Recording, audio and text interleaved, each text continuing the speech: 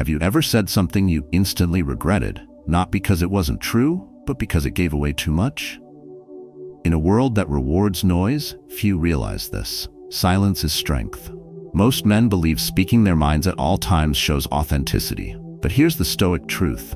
Power isn't in full exposure, it's in strategic restraint. Marcus Aurelius knew it well. Better to remain silent and be thought a fool than to speak and remove all doubt. This video dives deep into Stoic lessons that reveal why holding back isn't weakness, it's self-mastery. You'll discover how to speak with intention, protect your inner world, and avoid self-sabotage through overexposure. This is not about suppression, it's about choosing clarity over chaos. If you've ever felt unheard, misunderstood, or betrayed after opening up too much, you're not alone. Many strong men face this. But the answer isn't to speak louder, it's to speak wiser. Through timeless Stoic wisdom, we'll explore why not everyone deserves access to your thoughts, how validation is a weak foundation, and how to build quiet confidence that commands respect. So stay with us, because in the next 30 minutes, you'll learn how to guard your thoughts, use your words like tools, and transform silence into power. Like this video, subscribe for more Stoic insights, and share it with a man who needs this message. Your silence might be the loudest message you ever send. One speaking without purpose is a trap. You don't need to look far to see it. Boardrooms, dinner tables, online threads, filled with men speaking just to fill silence, to assert dominance, or to chase some illusion of relevance. Words thrown like darts in the dark, hoping one lands, rarely asking, what am I really trying to say and why? We've been conditioned to believe that expression equals strength, that speaking up, no matter what, proves confidence. But the truth is far sharper and far quieter. Real strength, the kind that lasts, comes from not needing to prove yourself with every word. Stoic philosophy makes this distinction clear. Speaking without purpose is not authenticity, it's leakage. A man who talks without clarity loses more than respect. He loses control. Imagine your voice like a weapon, a sharpened blade. If you swing it wildly, recklessly, you dull its edge. You expose your intent. You exhaust your presence. But if you sheath it until the right moment, its value multiplies. Purpose gives power. Seneca once wrote that excessive talking is a sign of internal chaos. The Stoics believed your words should pass through 3 gates before they leave your lips. Is it true? Is it necessary? Is it aligned with virtue? Most men never stop to ask even one. You may have found yourself in a room where someone dominates every conversation, but no one listens. Because they've diluted their presence. They speak not to connect, but to be noticed. They've confused sound with influence, and eventually people stop hearing them. Now shift the picture. A man who listens first, who waits, who speaks with deliberate precision. When he opens his mouth, the room stills. Not because he demands attention, but because he's earned it. That's Stoic communication. That's authority. In your own life, this shift is subtle but radical. Before you speak, especially in moments of tension, ask yourself, am I speaking to clarify or just to respond? Am I here to impress or to serve? You'll be surprised how often silence is the right answer. Not because you're afraid, but because you're composed. This doesn't mean you never speak your mind. It means you speak with discipline, with intention, with an understanding that your voice is a tool, not a toy. Think of a blacksmith who doesn't strike the iron until it's red hot. He waits, he watches. Then, with one clean motion, he shapes. That's how you should use your words, not to fill space, but to build something that holds weight. Next time you're tempted to jump into a conversation, especially when emotions are high, pause. Breathe. Let the impulse pass through you like wind. When the moment is right, speak not to be heard, but to be understood. That difference defines the man who leads from the inside out. 2. Control your voice. Don't let it control you. There's a moment, sharp, short, and invisible to most, right before we speak. In that fraction of a second, a man either chooses to lead or to leak. He either commands his voice like a blade drawn with purpose, or he lets it lash out like a whip without a hand to hold it. And once it's out, it can't be taken back. We've all been there. Words spilled in anger, truths shared too soon, confessions made to the wrong person. Not because the thought was wrong, but because the timing was.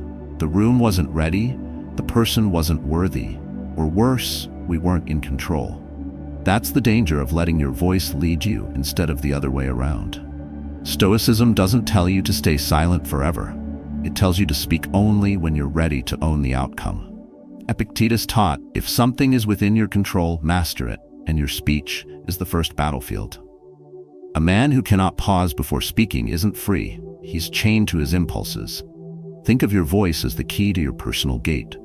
Open it at the wrong moment, and anyone can walk in. Judgment, manipulation, misunderstanding. But when you wait, assess, and choose to speak with intent, you control what enters and what stays out. That's emotional discipline, not repression. Imagine a sniper in a war zone. He doesn't fire with panic. He waits, he breathes, he sees clearly. And when he pulls the trigger, it's not a reaction, it's precision. That's how a man should speak, not out of fear, but with calm, quiet force. Before you share something personal, especially when emotions run high, stop. Ask yourself, is this person emotionally safe? Is this the right moment?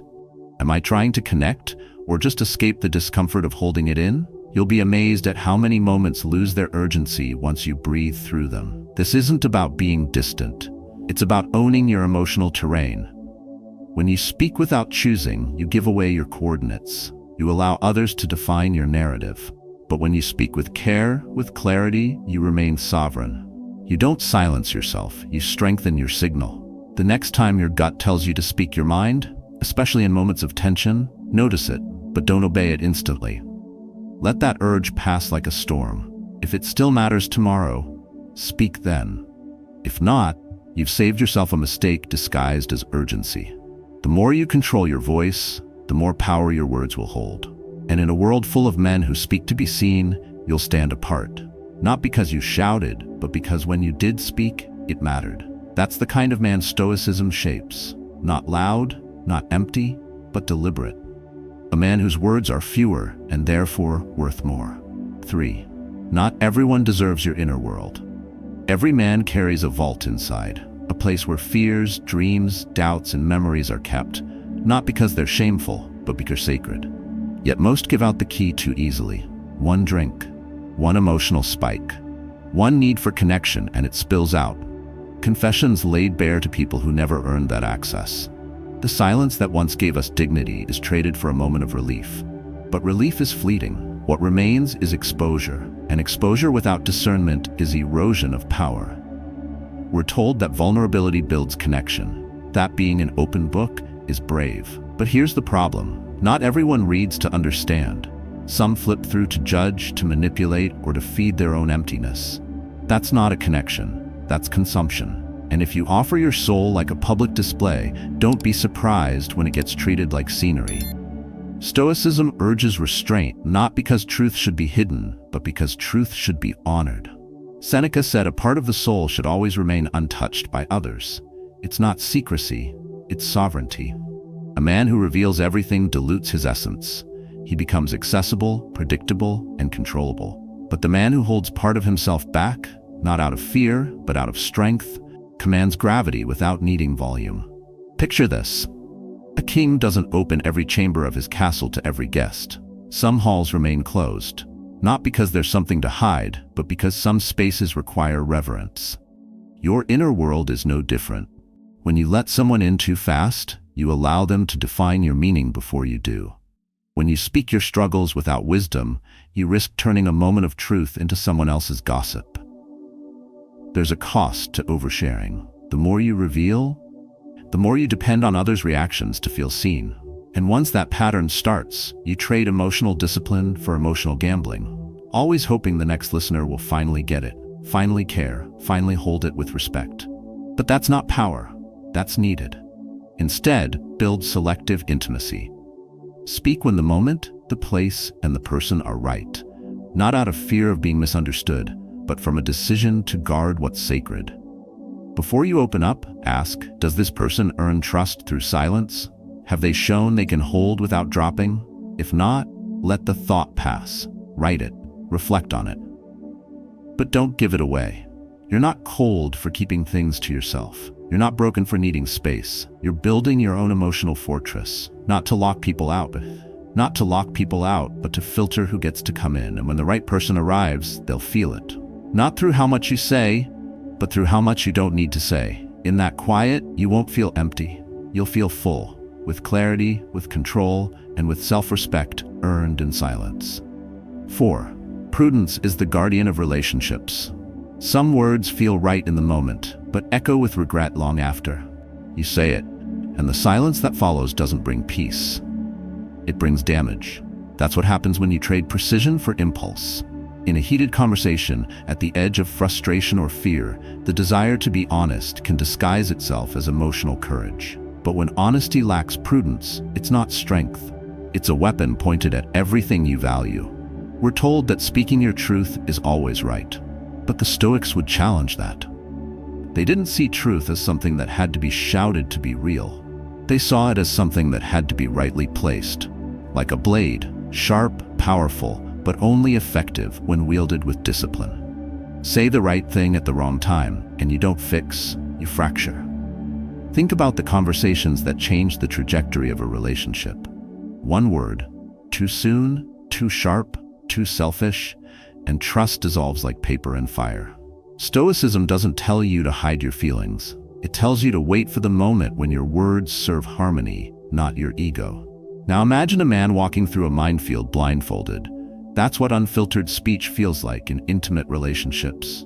Every step, every sentence could blow something apart. But a man who walks with intention, who waits, listens, scans, becomes the one who not only crosses safely, but leads others through.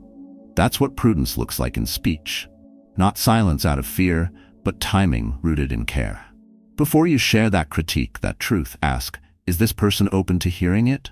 Is this the moment they can receive it without being harmed by it? Am I speaking to help or to win? In a world obsessed with quick opinions, fast responses, and instant expression, the man who pauses, who lets his words age before releasing them, becomes rare. And rare things carry weight. This isn't about filtering yourself to please people. It's about understanding that your voice has an impact, that once spoken, words ripple. Some plant seeds of connection, others poison the soil. The Stoic doesn't speak to unload, he speaks to align. His words are chosen not just for truth, but for timing, tone, and consequence. Next time you're tempted to speak from frustration, stop. Look into the moment. Is this the battlefield where you want to drop your truth? Or can it wait until the fog clears and both sides can actually hear each other? When you master this, the urge to release versus the choice to build, you don't lose your voice, you gain command over it. Let your words be like a bridge. Solid, intentional, built to carry weight. Because relationships once cracked by reckless words don't always get rebuilt. Speak like a man who values what he's building more than what he's proving. Speak like a Stoic. 5. Speak to connect, not to impress. There's a quiet kind of strength in a man who doesn't need to prove himself with every word. You've seen him, not loud, not flashy, but undeniable. When he speaks, it lands. When he's silent, it still carries weight. Why? Because he speaks to connect, not to impress. In today's world, most men talk like salesmen, always pitching themselves, trying to sound smarter, deeper, better, filling the room with words not to build bridges, but to build an image. The voice becomes a mirror, not a message. But when speech is driven by ego, connection dies. People listen to respond, not to understand, and every sentence becomes a performance rather than a presence. Stoicism offers a counterpunch. Speak when the words align with your purpose, not your pride. Marcus Aurelius reminded himself daily, don't waste what remains of your life in guessing what others think. And yet, that's what we do when we speak to impress. We guess, we perform, we chase approval. Imagine your words like arrows. Fired wildly, they might hit something, but rarely what matters. But when drawn with aim, with stillness, they strike the target. Speaking to connect means aiming for understanding, not applause. It's quiet, it's slow, and it's real. You can feel the difference. A man walks into a conversation with the intent to be admired. His words are laced with I, heavy with pretense, light on truth. But another man walks in to understand, to hear, to engage. And when he speaks, people listen longer. Because he's not performing, he's present. This shift doesn't require changing what you say, but why you say it. Before speaking, ask, is this for clarity or for attention? Do I want them to feel heard, or do I want to be heard louder? Most noise comes from a fear of being overlooked. But when you're grounded in who you are, Silence never means invisibility. It means control. You don't have to fill the space to hold the room. You don't have to impress to be impactful. The man who speaks less but means more, that's the man others respect. Not because he demands it, but because he doesn't need to. His words carry weight because they weren't thrown, they were earned. So next time you're about to speak, especially in a group, check your aim. Are you sharing to build trust or to build ego? Speak like you're planting seeds, not like you're setting off fireworks. The flash fades, but a root, if planted well, grows quietly beneath the surface. Speak like a man who doesn't need a stage. Speak like a man who listens first, then answers with thought, not noise. Speak to connect, and let the strength of that connection speak louder than anything your voice could ever perform. 6. Real growth happens quietly. Not every change needs a witness. Not every step needs applause. The most powerful transformations happen in silence, long before anyone notices. In a culture obsessed with sharing the journey, it's become easy to confuse attention with progress. But when the world is watching, the performance begins. And when you start performing your growth, you stop living it.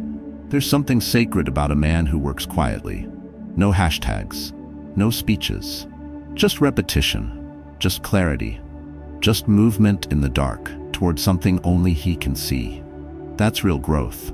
Not the kind measured by compliments or followers, but the kind measured by how much more control he holds over himself today than yesterday.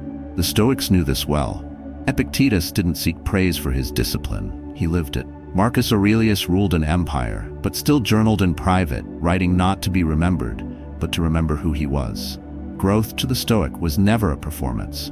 It was private warfare, a daily choice between impulse and intention. Think of a tree growing in winter. No fruit, no leaves, no spectacle, but beneath the frozen surface, its roots dig deeper. The foundation strengthens while the world sees nothing. Then one day, it breaks through, steady, grounded, undeniable. That's how you grow. Not in bursts, not in noise, but through repetition when no one's watching. The danger comes when you speak too soon. You announce the new diet, the new routine, the new mindset, and with it comes the weight of expectation. Eyes watching, doubts forming, pressure building, and slowly, the process becomes a stage, not a path. You end up proving instead of improving. A man anchored in Stoic habit doesn't need external validation to keep going. He moves because movement itself is the victory. He doesn't announce his transformation, he embodies it. And when others finally see the change, it's already been real for a long time. The applause comes after the work, not during. So before you post that next life update or make a declaration about who you're becoming, stop. Ask yourself, am I doing this for the result or for the recognition? Growth is a sacred thing. Treat it that way. Give it space to breathe, to fail, to rebuild, without judgment, without exposure. When no one sees you grinding, when no one praises your progress, that's where it matters most.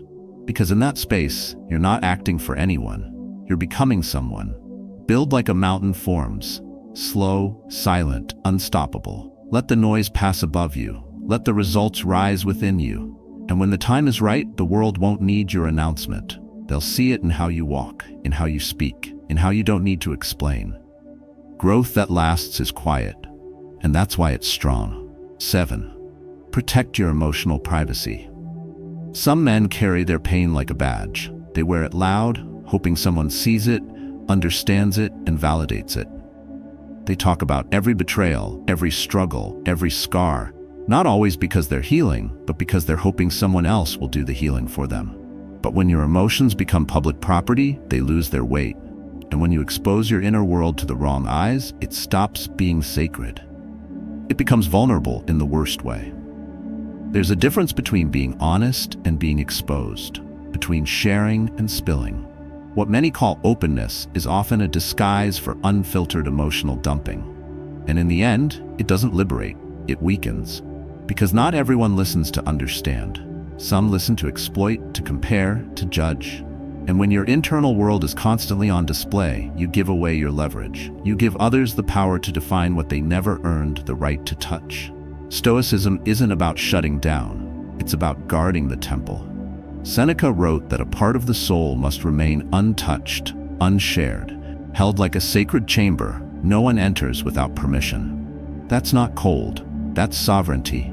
A man who respects his emotions doesn't broadcast them. He protects them, and he learns to process them without turning them into content for casual conversation. Imagine your emotional world like a well. Deep, silent, life-giving. But if you let everyone drop their hands into it, pollute it with opinions and projections, it dries up, or worse, it becomes poisoned. But if you guard it, tend to it, visit it alone when needed, it becomes a source of strength, steady, quiet, resilient. We live in a time where being real is often just being reckless. A man vents online hoping for a connection, but what he gets is likes, shallow sympathy, and eventually silence. The void returns, stronger. Because healing doesn't happen through exposure. It happens through emotional discipline, the decision to sit with your pain, your confusion, your joy, until you understand it before you explain it. Before you tell your story, ask, why am I saying this? What am I hoping to gain? Has this person earned the depth I'm about to offer? If you can't answer with clarity, stay silent, not out of fear, but out of self-respect. There's dignity in restraint. There's power in choosing when and how to share. So the next time you feel the urge to let it out, pause. Write it in a journal. Take a long walk. Talk to the one or two people who've earned your trust through consistency, not convenience. And in that act, you're not repressing anything, you're reclaiming everything. Privacy isn't distance, it's protection. Silence isn't isolation, it's sovereignty. Let your emotions inform you, not define you. Let your healing be quiet, and your strength be something the world senses, even if it never sees. Because the deepest power is the one no one else can touch. 8. Validation is a weak foundation. A man who lives for approval becomes a stranger to himself. His thoughts shift to fit the room, his words bend to earn a nod, and slowly, without noticing, he trades identity for applause. Validation may feel like fuel, but it burns fast, and when it runs out, you're left standing in the dark with no sense of direction. That's what happens when your worth is outsourced. We've been sold the idea that being seen by others is the highest form of value, that the likes, the compliments, the recognition, even from strangers, somehow confirm who we are. But the Stoics knew better. They warned that the crowd is a dangerous master. It lifts you up when you fit its mood and drops you the moment you deviate. Real power isn't in being liked. It's in being unmoved by the need to be. Picture your self-worth as a building. If every brick is laid by someone else, praise, attention, agreement, then every opinion becomes structural. And when one person withdraws, criticizes, or doubts, your entire foundation shakes. But if you build that structure from within, through discipline, intention, and clarity, then no one outside can collapse what they didn't construct. This doesn't mean you become immune to praise. It means you no longer rely on it to feel steady. Marcus Aurelius wrote in Meditations that praise is no more real than blame. Both are projections. Both are fragile.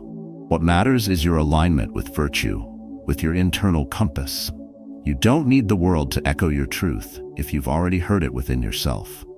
Think of a man standing in a storm. If he's anchored, the wind doesn't move him. But if his sense of self floats on surface approval, the slightest gust knocks him over. That's the cost of chasing validation, instability disguised as strength. Next time you find yourself adjusting your message, your posture, your tone, just to be more agreeable, stop. Ask, is this who I am or who they want me to be? When you speak with integrity, you might lose applause, but you gain clarity. And clarity is freedom. You stop checking reactions, you stop scanning faces. You speak like a man who already knows who he is. That shift is subtle but powerful. You stop performing and start living. You stop seeking hands to lift you and start walking on the ground you built. And over time, you attract people who value truth over charm, depth over performance. Let the world misunderstand you. Let them misjudge your silence, your choices, your stance. That's not your burden. What matters is that when you look in the mirror, there's alignment. Your voice matches your values. Your thoughts don't need an audience to feel real. Because when validation is no longer the goal, sovereignty becomes the reward. And no one can take that from you. There is a rare kind of strength in restraint. In a world that rewards noise, silence becomes your signal. Through the lens of Stoic philosophy, we've seen that not every thought deserves to be spoken. Not every truth needs to be shared, and not every emotion should be displayed. Real wisdom is knowing when to speak, and more importantly, when not to. You've now explored how speaking without purpose is a trap, how control over your voice grants freedom, and how protecting your inner world is a form of quiet power. You've learned that Stoic communication is not about suppression, but about precision, that emotional discipline is not weakness, but a sign of mastery, and that real growth, the kind that lasts, often happens in silence, away from the crowd, without the need for validation. Let this be your reminder. You don't need to reveal everything you're thinking to be authentic. You only need to align your words with your purpose. Speak with intention, not impulse. Hold back not out of fear, but out of clarity. And remember, this is a practice, a daily choice. You won't get it right every time, and that's fine. What matters is that you keep refining, keep watching your thoughts, keep training your voice to be a tool, not a reflex. Now I invite you to reflect. Which moment in this video resonated most with you? Have you ever said too much and wished you hadn't? Or have you stayed silent and realized later that your silence spoke louder? Share your story below. Your experience might be the one reminder another man needs today. Speak less, but when you do, let it echo with power. That's Stoic strength in action.